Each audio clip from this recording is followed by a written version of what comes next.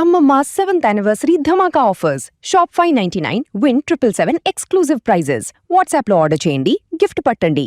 ఒకప్పుడు star hero తన cinema విడుదల కోసం ఓ ముఖ్యమంత్రి అపాయింట్మెంట్ దొరకక గేటు బయట కళ్లల్లో నీళ్లతో నిలబడ్డాడు. కానీ సరిగ్గా 13 ఏళ్ల తర్వాత అదే గడ్డపై తన జెండాను పాతాడు. నాడు అవమానించిన చోటే నేడు పట్టాభిషేకం జరగబోతుంది. దళపతి విజయ్ తమిళనాట ఇప్పుడు ఒక ప్రభంజనం.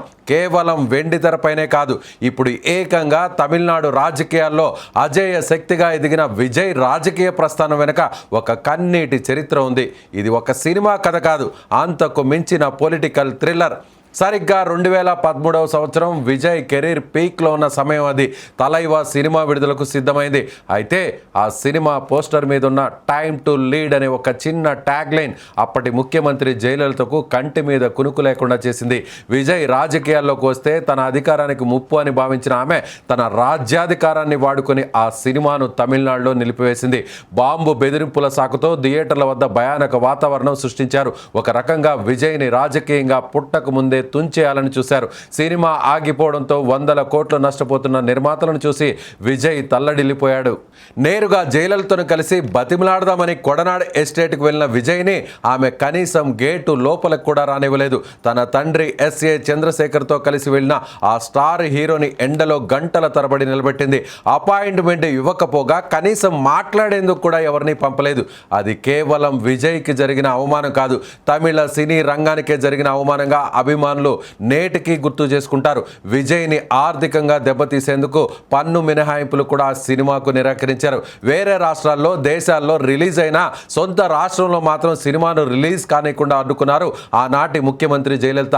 గత్యంతరం లేని స్థితిలో విజయ్ ఒక వీడియో సందేశం విడుదల చేశాడు. ఆ వీడియోలో విజయ్ కళ్లల్లో నీళ్లు చూసి తమిళనాడు చెలించిపోయింది. నేను ప్రభుత్వానికి వ్యతిరేకిని కాను, దయచేసి మా సినిమాను ఆడనివ్వండి అని అతను వేడుకోవాల్సి వచ్చింది. కానీ కాలం ఎప్పుడూ ఒకేలా ఉండదు. జయలలిత మరణం తర్వాత తమిళ రాజకీయం మలుపు తిరిగింది.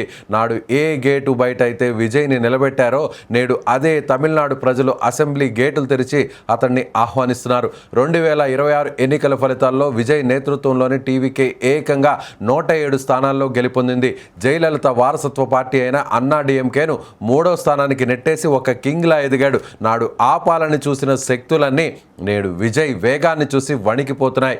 విజయ్ సాధించిన ఈ విజయం కేవలం ఓట్ల గెలిపే కాదు, అది 13 ఏళ్ల క్రితం జరిగిన అవమానానికి ప్రజలిచ్చిన బలమైన తీర్పు. నాడు అమ్మను ఎదిరించిన అదే విజయ్ నేడు ప్రజల మనసును గెలిచి ముఖ్యమంత్రి పీఠం ఎక్కబోతున్నాడు. వారసత్వ రాజకీయాలకు కాలం చెల్లింది. ఇకపై తమిళనాట దళపతి శకం మొదలైంది. ఒక సామాన్యుడి పోరాటం అవమానాల్ని అధిగమించిన వైనం ఇవాళ యావత్ భారతదేశం మాట్లాడుకునేలా చేసింది. విజయ్ ప్రస్థానం కేవలం ఒక రాజకీయ విజయం మాత్రమే కాదు, ఓర్పుతో సాధించిన మహా విజయం.